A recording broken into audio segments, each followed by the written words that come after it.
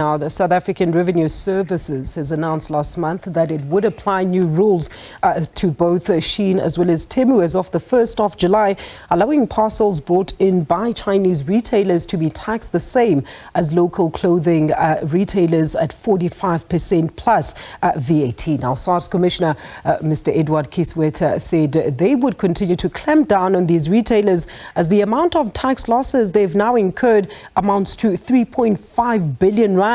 For more on this, let's extend a very warm welcome to Mr. Donald MacKay, who is the CEO at XA Global Trade Advisors. Donald, a very good evening to you. Thank you so much for your time. So, as South Africa's only full-service international trade consulting firm with a special focus, of course, on trade policy, customs, excise and matters, do you think this is a justified decision on the side of SARS?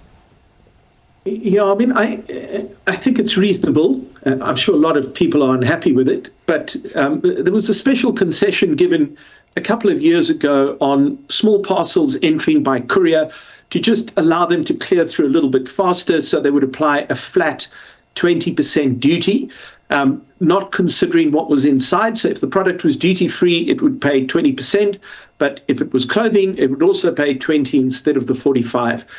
We've all seen the volumes increase out of Shein and Temu, so presumably that's why they're doing it. Yeah, I mean, I think it's fair enough. And just on that point of the 20% hike, Donald, interesting to note that apparently these retailers were using this actual loophole in order to undercut South African competitors and have been accused of abusing the de minimis rule in order to get their clothing parcels of under 500 rand through customs with only a 20% import duty as well as 0% VAT. I mean, what does this then do to local retailers?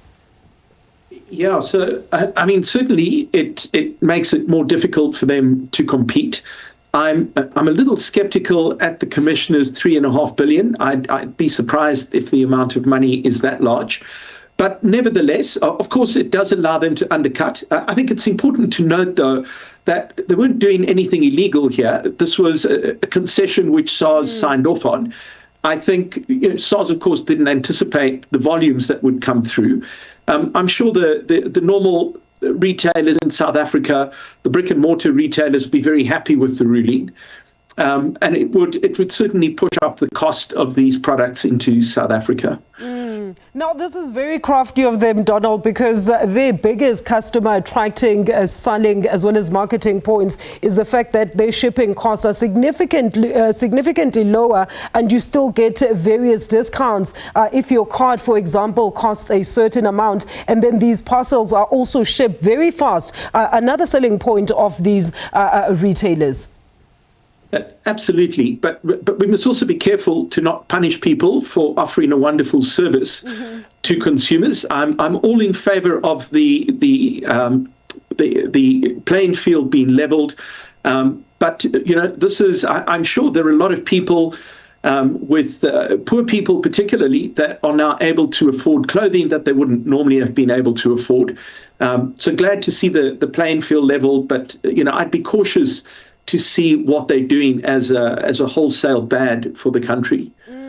And how does this then behavior, Donald, affect the local traders in the long as well as short term, especially looking at the culture of local retailers who are struggling to hit their monthly sales targets, often leading to the closures of their shops and entities because of petty reasons like they couldn't afford rent, with a recent example of one of the biggest local sneaker sensation drip stores. And we understand that the local retailers have to comply with that hefty 45% plus value-added tax for the imported clothes.